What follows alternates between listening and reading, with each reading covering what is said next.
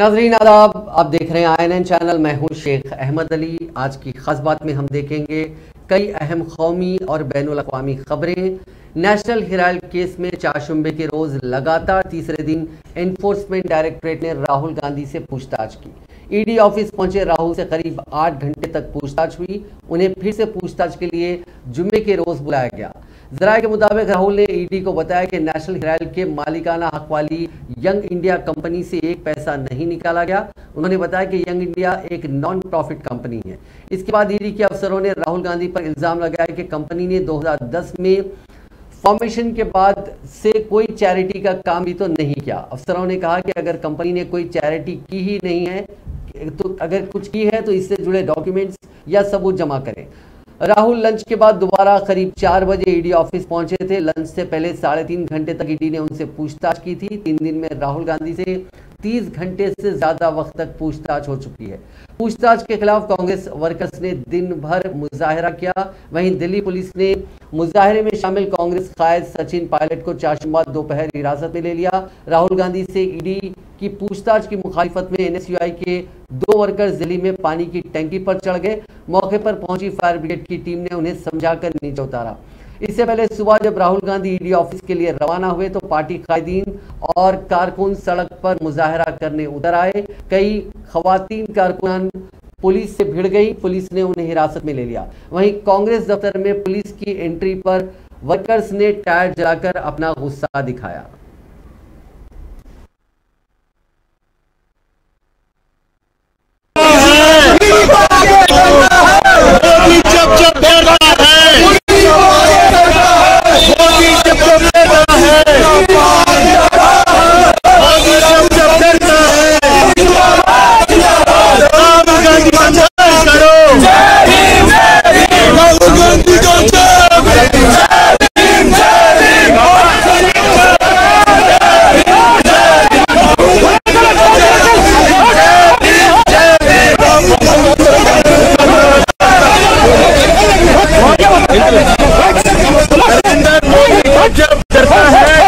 ED को आगे करता है, सरकारी एजेंसियों को आगे करता है। चल रही है राहुल गांधी दलितों की आवाज उठाने वाले नेता है। ध्यान मानने के लिए झूठे मुकदमे के अंदर ईडी के मुकदमे को बुलाया।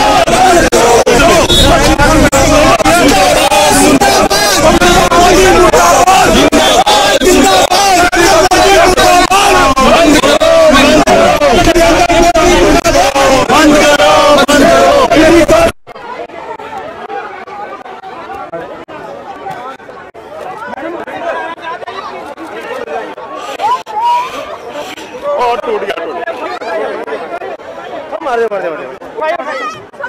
लेके जाओ, ले जाइए आप प्लीज कर, चलो थोड़ा दिखाओ प्लीज।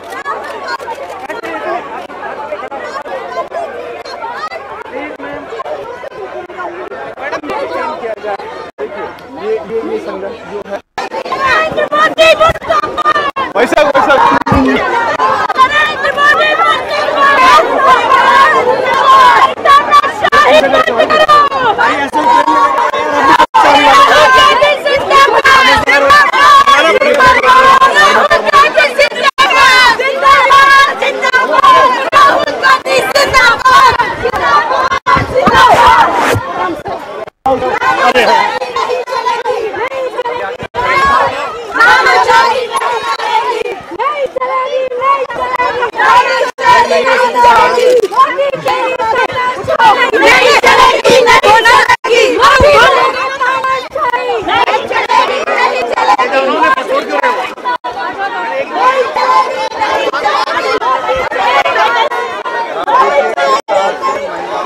उसूलों पर जो आंच आए तो टकराना जरूरी है।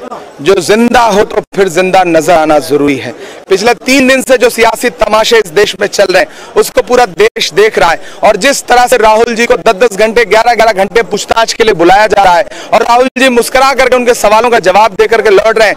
भाजपा बौखला गई है, ईडी बौखला गई है, एजेंसियां बौखला गई हैं कि आखिर राहुल गांधी किस मिट्टी के बने हुए हैं।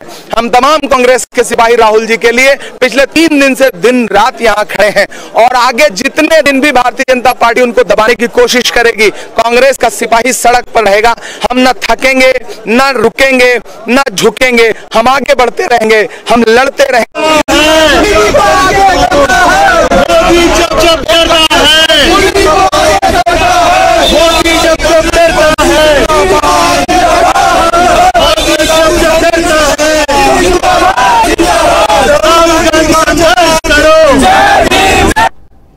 राहुल गांधी से एनफोर्समेंट डायरेक्टरेट की पूछताछ तीसरे दिन भी जारी है। इस दरमियान कांग्रेस के सरकर्दा लीडर और कारकुन ईडी की कार्रवाई पर सरापा एहतजाज नजर आ रहे हैं। तीसरे दिन भी कई कांग्रेस कायदीन को हिरासत में लिया गया।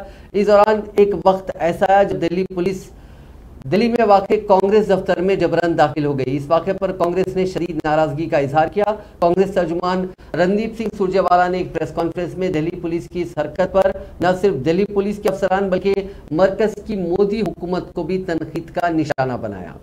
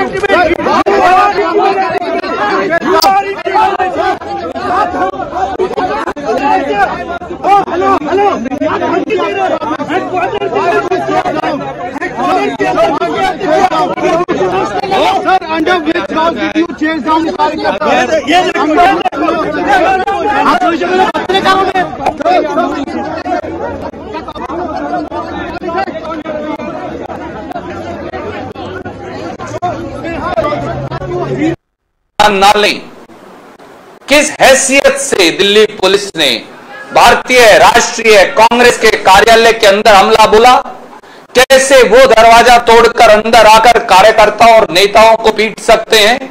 फिर तो इस देश में हर घर में जहां मां, बहन, बेटी, भाई, पिता है, दरवाजा तोड़ेगी दिल्ली पुलिस, अंदर जाएगी और पीटेगी और कहेगी आप घर में 5 लोग क्यों बैठे हैं। इसका जवाब और हिसाब दोनों मोदी सरकार और दिल्ली पुलिस को देना पड़ेगा। हमारे धैर्य का इम्तिहान मत लें। हम गांधीवादी जरूर हैं, हम अहिंसक जरूर हैं, पर इसका हिसाब लिया जाएगा। और वो सारे दिल्ली पुलिस के अधिकारी जो कठपुतली बनकर मोदी सरकार की चापलूसी में लगे हैं, तलवे चाटने में लगे हैं, वो ये भी जान लें कि एक एक अधिकारी का जो कानून और संविधान की हत्या कर रहा है, कानून को अपने हाथ में ले रहा है, उसका हिसाब भी होगा। हम कड़े से कड़े शब्दों में मोदी सरकार और दिल्ली पुलिस के इस कुकृत्य की भर्त्सना करते हैं और मांग करते हैं कि उन सब पुलिस अधिकारियों पर एफआईआर दर्ज कर उन्हें सस्पेंड किया जाए और उनके खिलाफ डिपार्टमेंटल इंक्वायरी भी बैठे। इस कुकृत्य के बाद भारतीय राष्ट्रीय कांग्रेस ने यह निर्णय लिया है कि आज पूरे देश में 4 बजे हमारे प्रदेश कांग्रेस कमेटी के अध्यक्षगण या कांग्रेस विधायक दलों के नेतागण जो भी उपलब्ध होगा, आज तो वो इसकी भर्त्सना करेंगे ही। कल पूरे देश के अंदर राजभवनों का घेराव भारतीय राष्ट्रीय कांग्रेस के लोग करेंगे, क्योंकि मोदी सरकार के इशारे पर यह हो रहा है और राजभवन जो है वो मोदी सरकार का प्रतिबिंब है। 17 तारीख राजस्थान के वज़ीर आला अशोक गहलोत ने चाशुम्बे को मरकजी हुकूमत पर तनकीद करते हुए कहा कि गुज़िश्ता 8 वर्षों को आज़ाद हिंदुस्तान की तारीख में एक सियाह बाब के तौर पर देखा जाएगा। आज मीडिया से बात करते हुए गहलोत ने कहा कि गुज़िश्ता 8 साल हिंदुस्तानी जमहूरियत का सियाह बाब कहलाएंगे। हर गली में कशीदगी है, हम लोगों को नारे लगाते देख रहे हैं, चाहे वो हिंदू हो या मुसलमान। ऐसे ही छत्तीसगढ़ के वज़ीर आला भूपेश बघेल ने कहा कि पहला मौका है जब कांग्रेस पार्टी के कारकुनों को अपनी ही पार्टी के दफ्तर में आने की इजाजत नहीं है। उन्होंने कहा कि बीजेपी की कौम परस्ती जो एम्पावर्ड नेशनलिज्म है उसमें भी इसकी मुखालिफत में इसे दबाकर कुचल दिया जाए। जनरल सेक्रेटरी ऐसी ही नहीं आ सकता अंदर। हिंदुस्तान के इतिहास में आज तक कभी नहीं हुआ कि आप पॉलिटिकल पार्टी के ऑफिस को ब्लॉक किया हो। हमने कभी बीजेपी दफ्तर को ब्लॉक नहीं किया। आज हिंदुस्तान भर के जो कार्यकर्ता है वो सब दुखी इस बात को लेकर के।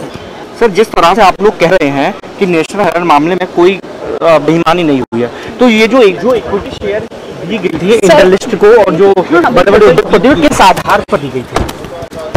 क्वेश्चन इसमें सोनिया जी डायरेक्टर है, 1 रुपये का प्रॉफिट ले नहीं सकते, चाहते हुए भी चाहे तो नहीं ले सकते, क्योंकि इसके अंदर जो है नॉन प्रॉफिटेबल कंपनी ये है, कोई प्रॉफिट हो नहीं सकता इसके अंदर।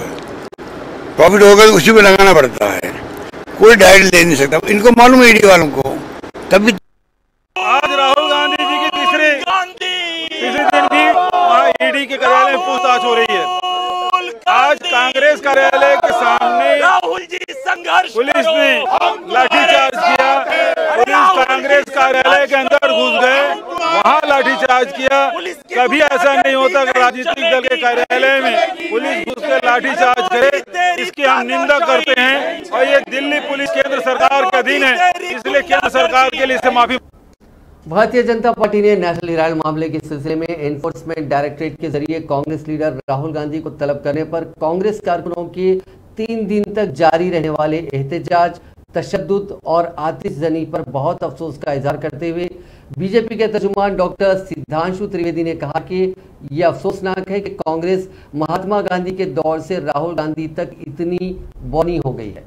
पार्टी के मरकजी दफ्तर में एक प्रेस कॉन्फ्रेंस में खिताब करते हुए बीजेपी के तर्जुमान डॉक्टर सिद्धांशु त्रिवेदी ने कहा कि जद्दोजहद आज़ादी के दौरान जब महात्मा गांधी ने अदम ताउन की तहरीक शुरू की थी और उन्हें लगा था कि तशद्दुद, आतिशजनी के कुछ वाक़यात हुए हैं, फिर उन्होंने अगरचे के हमारा इससे कोई ताल्लुक नहीं है, फिर भी हम अपनी तहरीक ख़त्म करते हैं, लेकिन करप्शन छुपाने के लिए एहतजाज, मुजाहरे और तशद्दुद किया जा रहा है।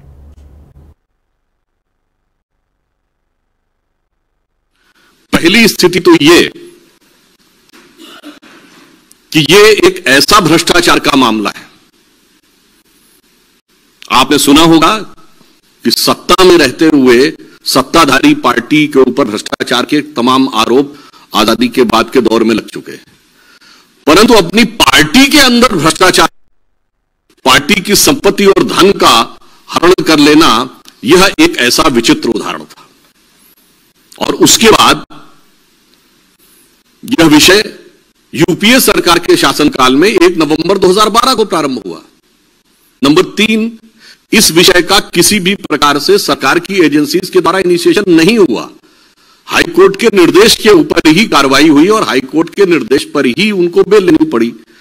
तो एक वो दौर था, तब कांग्रेस अध्यक्ष ने कहा था कि हमारे नेता की विराटता, और आज अगर यह कहा जाए कि जिस प्रकार की हरकतें विगत 3 दिनों से दिखाई पड़ रही हैं और हिंसा की आड़ लेकर भ्रष्टाचार को छुपाने का प्रयास हो रहा है, तो कितनी लघुता, कितना छोटापन नेतृत्व का दिखाई पड़ रहा है। यह साफ दिख जाता है कि गांधी के दौर से सोनिया गांधी जी और राहुल गांधी जी के दौर तक आते आते कांग्रेस कितनी छोटी और कितनी बौनी होती चली जा रही है। दूसरी बात, इस विषय में एक और बिंदु महत्वपूर्ण है।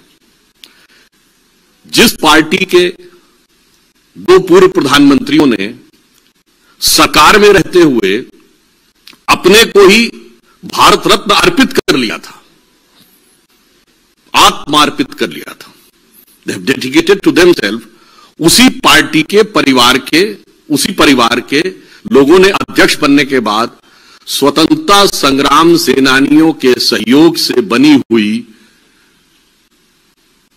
संस्था जो उन्हीं की पार्टी ने बनाई थी, उसकी सारी संपत्ति और धन को अपने को अर्पित कर लिया। यह दर्शाता है कि स्वतंत्रता आंदोलन के स्वघोषित स्वयंभू उत्तराधिकारी वास्तविकता में उसके साथ क्या कर रहे थे। पहली स्थिति तो ये, ऐसा लगता है कि आइंदा 18 जुलाई होने वाले सदारती इंतखाब में अपोजिशन पार्टियां बरसर इख्तिदार तबके को झटका देने की जोरदार तैयारी कर रही हैं।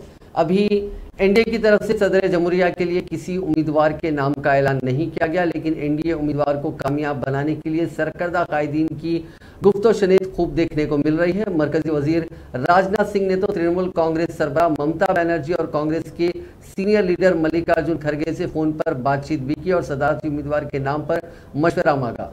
हालांकि ममता और खड़गे दोनों ने ही कहा कि वो पहले उम्मीदवार का नाम बताएं, फिर आगे की पॉलिसी पर वो तबादला ख्याल करेंगे। दरमियान मगरबी बंगाल के वज़ीर आला ममता बनर्जी की कोशिशों से चारशंबे के रोज दिल्ली के कॉन्स्टिट्यूशन क्लब में एक मीटिंग हुई। मीटिंग की सदारत शरद पवार ने की और सदारती इंतखाब को लेकर बेशतर अपोजिशन पार्टियों में इत्तेफाक भी कायम हो गया। मीटिंग में अपोजिशन पार्टियों की तरफ से शरद पवार का नाम आगे बढ़ाने पर इत्तेफाक हुआ। हालांकि शरद पवार के इनकार पर नए नाम की तलाश की जा रही है। अपोजिशन की मीटिंग के बाद एक मुश्तरका प्रेस कॉन्फ्रेंस की गई, जिसमें ममता बनर्जी ने कहा कि अगर शरद पवार खुद अपने नाम की हामी भर देंगे तो अच्छा रहेगा, वरना मुश्तरका उम्मीदवार के नाम पर गौर किया जाएगा। काबिल जिक्र है कि अपोजिशन पार्टियों की मीटिंग में शरद पवार का नाम तो सदारती इंतखाब के लिए पेश किया गया, लेकिन उन्होंने इलेक्शन लड़ने से इनकार कर दिया। इसके बाद ममता बनर्जी ने फारूक अब्दुल्ला के नाम पर भी गुफ्तगू की। हालांकि उमर अब्दुल्ला ने उनके नाम की मुखालिफत की और कहा कि उनके नाम पर गौर नहीं किया जाना चाहिए। जराये का कहना है कि ममता दो मजीद नाम की तजवीज़ पेश कर रही है, एक गोपाल कृष्ण गांधी है और दूसरे फारूक अब्दुल्ला हैं। इसके अलावा एक दीगर पार्टी की तरफ से एमके प्रेमचंद्रन का भी नाम पेश किया गया है। रियासत उत्तर प्रदेश में गुज़िश्ता एक हफ्ते से जारी गैर कानूनी इन्हदामी कार्रवाई के खिलाफ जमीयत उलमाए हिंद ने गुज़िश्ता दिनों सुप्रीम कोर्ट ऑफ इंडिया से रुजू किया था। जमीयत उलमा की पिटीशन पर कल 16 जून को 2 रुकनी तातीराती बेंच के जस्टिस एएस बोपन्ना और जस्टिस विक्रमनाथ के रूबरू समाअत अमल में आएगी। Advocate on record Kabir Dixit और एडवोकेट सारिम नवीद ने रजिस्ट्रार से पिटीशन पर जल्द से जल्द समाअत किए जाने की गुजारिश की थी, जिसके बाद आज शाम जारी की गई लिस्ट में जमीयत उलमा की पिटीशन को शामिल किया गया।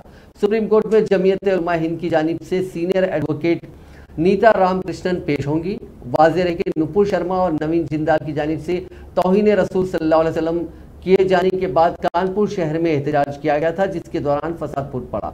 एक जानिब जहां फसाद में मुसलमानों की एकतरफा गिरफ्तारियां हुई, वहीं दूसरी जानिब गुज़िश्ता 3 दिनों से कानपुर, प्रयागराज और सहारनपुर शहरों में इंतजामिया ने मुसलमानों की इमलाक को नुकसान पहुंचाना शुरू किया और देखते ही देखते दर्जनों मकानात को बुलडोजर की मदद से जमींदोज कर दिया गया। सदर जमीयत उलमाए हिंद हजरत मौलाना सैयद अरशद मदनी की हिदायत पर दाखिल पिटीशन में जमीयत उलमा कानूनी इमदाद कमेटी के सरबराह गुलजार आजमी मुद्दई बने हैं। मरकजी हुकूमत ने चारशंबे को टेलीकॉम सेक्टर के प्लान 5G स्पेक्ट्रम की नीलामी को मंजूरी दे दी है। वज़ीर आज़म नरेंद्र मोदी की सदारत में आज हुई मरकजी काबीना की मीटिंग में इस सिलसिले में एक करारदाद को मंजूरी दी गई। 5G सर्विसेज 4G सर्विसेज के मुकाबले में 10 गुना ज़्यादा तेज़ी से काम करेंगी और जल्द ही इसे शुरू किया जाएगा। इस प्लान के तहत 72 गीगाहर्ट्ज स्पेक्ट्रम अगले 20 सालों के लिए नीलाम किए जाएंगे। स्पेक्ट्रम की नीलामी जुलाई के आखिर तक की जाएगी। इस प्लान में टेलीकॉम सर्विसेज फराहम करने वाली कंपनियों की लागत को कम करने के लिए भी इक़दाम किए जा रहे हैं। इस प्लान के तहत कामयाब कंपनियों को 5G स्पेक्ट्रम अलॉट किया जाएगा ताकि वो आम लोगों और मुख्तलिफ इदारों को खिदमात फराहम कर सकें। सदर जमहूरिया रामनाथ कोविंद ने चारशंबे को डोना पावला में नए राजभवन का संग बुनियाद रखा। इस मौके पर मुल्क की खातून अव्वल सविता कोविंद, गोवा के गवर्नर PS श्रीधरन पिल्ले, उनकी अहलिया रीता S पिल्ले, गोवा के वज़ीर आला प्रमोद सावंत, मरकजी वजीर श्रीपद नायक, गोवा कानून साज असेंबली के तर्जुमान रमेश तावड़कर के अलावा दीगर मुअज़्ज़िज़ीन मौजूद थे। सदर जमहूरिया साहिली रियासत के 2 रोज़ा दौरे पर हैं। मरकजी वज़ीर दाखिला अमित शाह ने कहा है कि अग्निपथ योजना के तहत तीनों खिदमात में 4 साल मुकम्मिल करने वाले अग्निवीरों को सेंट्रल पुलिस फोर्सेस और आसाम राइफल्स में भर्ती के मामले में तरजीह दी जाएगी। अमित शाह ने चारशंबे को एक ट्वीट में अग्निपथ योजना को शुरू करने पर वज़ीर आज़म नरेंद्र मोदी को मुबारकबाद देते हुए कहा कि ये योजना एक विजनरी और नौजवानों के मुस्तकबिल को रोशन बनाने की सिमत कदम है। उन्होंने कहा कि वजारत दाखिला ने 4 साल मुकम्मल होने पर सेंट्रल पुलिस फोर्सेस और आसाम राइफल्स में भर्ती के मामले में अग्निवीर को तरजीह देने का फैसला किया। उन्होंने कहा कि अग्निपथ योजना नौजवानों के रोशन मुस्तकबिल के लिए नरेंद्र मोदी का एक विजनरी और खुश आइन फैसला है। इसी तनाजुर में आज वजारत दाखिला ने सेंट्रल पुलिस फोर्सेस और आसाम राइफल्स में इस स्कीम के तहत 4 साल मुकम्मल करने वाले अग्निवीरों को तरजीह देने का फैसला किया। फौज में भर्ती के लिए मोदी हुकूमत की अग्निपथ स्कीम के खिलाफ बिहार में हंगामा खड़ा हो गया। इस स्कीम के खिलाफ एहतजाज में नौजवानों ने बक्सर में ट्रेन पर पथराव किया। वहीं मुजफ्फरपुर में सड़कों पर हंगामा आराई की खबरें मौसूल हुई। कई मकामात पर सड़कें जाम करके मुजाहरा करने की भी इत्तलात है। मालूमात के मुताबिक नौजवानों की बड़ी तादाद सुबह तकरीबन 9 बजे बक्सर रेलवे स्टेशन पर पहुंची और ट्रैक पर हंगामा करना शुरू कर दिया। मुजाहिरीन शदीद नारेबाजी करते हुए रेलवे ट्रैक पर बैठ गए। हंगामा आराई की वजह से जन शताब्दी एक्सप्रेस तकरीबन 1 घंटे तक खड़ी रही। इस दौरान कुछ नौजवानों ने पटना जाने वाली पाटलिपुत्र एक्सप्रेस ट्रेन पर भी पथराव किया। फिलहाल आरपीएफ रेलवे ट्रैक को खाली करा रही है। जीआरपी ने भी मौके पर महाज संभाल लिया है। मुजाहिरीन का कहना है कि अग्निपथ स्कीम में अगरचे के 4 साल आर्जी तौर पर मुलाजमत करने के बाद 25% अग्निवीरों को मुस्तकिल कैडर में शामिल कर लिया जाएगा, लेकिन सवाल यह है कि 75% नौजवान जो 10वीं या 12वीं पास करके अग्निवीर बनेंगे उनके लिए क्या ऑप्शन होगा। यूं तो हुकूमत उन्हें तकरीबन 12 लाख रुपए का सर्विस फंड देगी, लेकिन हुकूमत के पास उन्हें दूसरी नौकरी दिलाने के लिए क्या स्कीम है। ख्याल रहे कि मरकजी वज़ीर दिफा राजनाथ सिंह ने गुज़िश्ता रोज अग्निपथ नाम की स्कीम को मुतारिफ कराया था।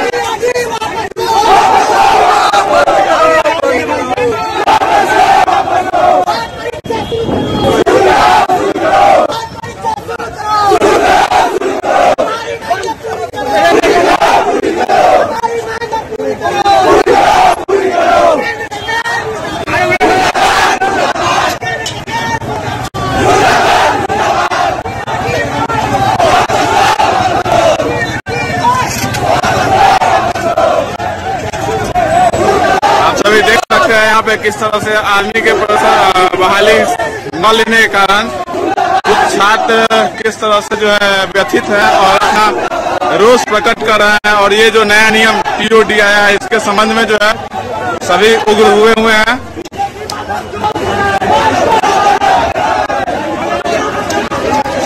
हजारों छात्र यहाँ पे मुजफ्फरपुर के चक्कर मैदान में उपस्थित हैं और चक्कर चौक पे ये लोग आज जाम किए हैं और ये आगजनी करके अपना विरोध प्रकट कर रहे हैं।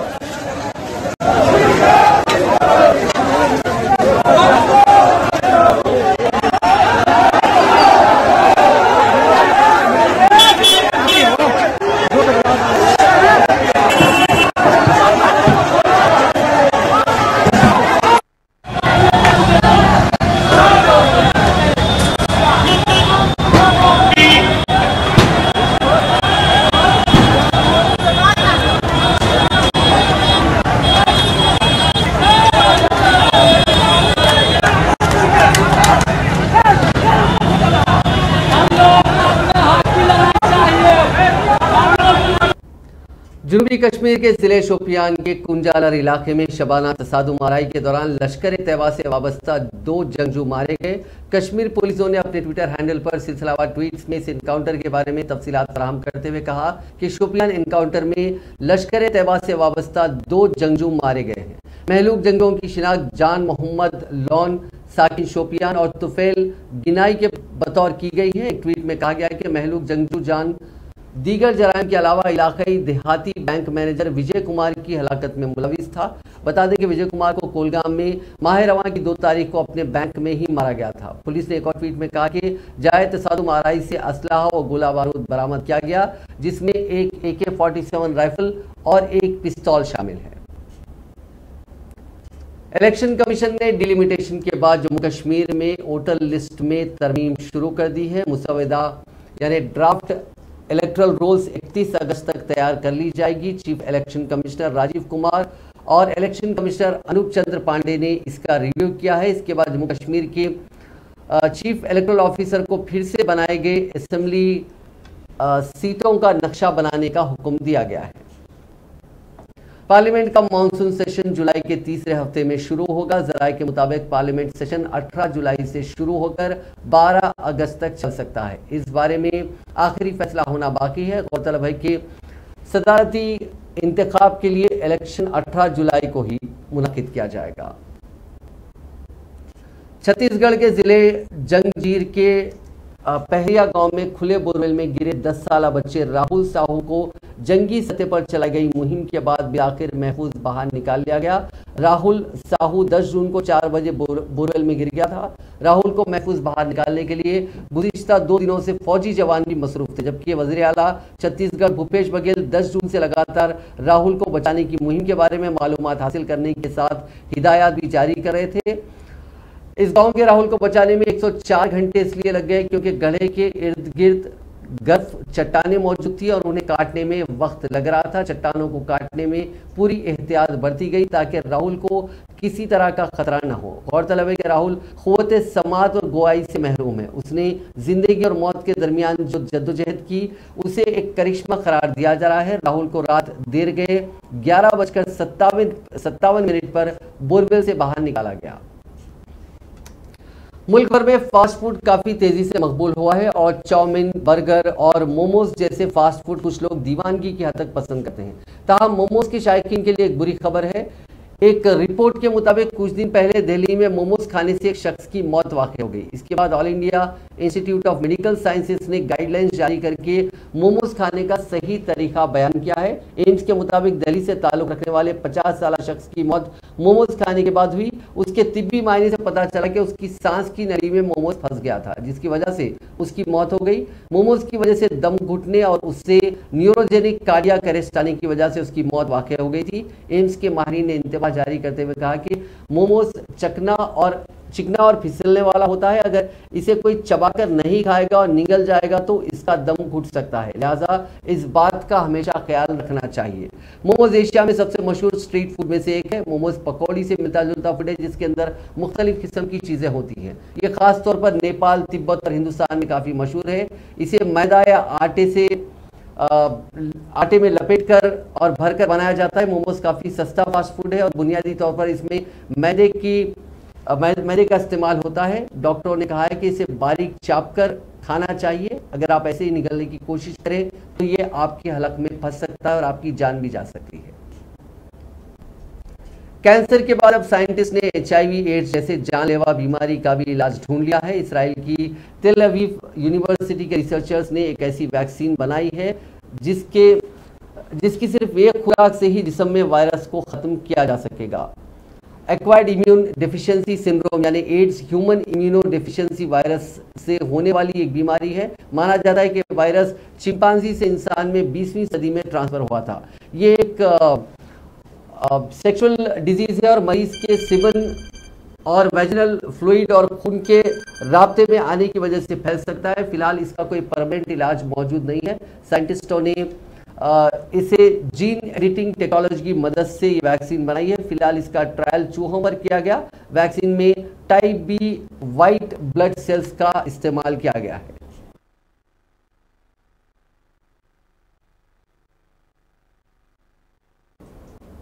मुल्क में गुज़िश्ता 24 घंटों में कोरोना वायरस की वबा के इन्फेक्शन के मामलात में बड़ा इजाफा हुआ है। मंगल की निस्फ शब तक इन्फेक्शन के 8,822 नए मामलात सामने आए और इसके साथ ही इस बीमारी से मुतासर अफराद की तादाद 4,32,45,517 तक पहुँच गई, जबकि इससे एक दिन पहले 6,594 केसेस रिपोर्ट हुए थे। ताहम ये एक राहत की बात है कि इस दौरान सेहतियाब होने वालों की तादाद में भी इजाफा हुआ है। नाजरीन, आज की खास बात में बस इतना ही। आपसे कल मुलाकात होगी नई खबरों के साथ, नए एनालिसिस के साथ। आप देखते रहिए INN चैनल।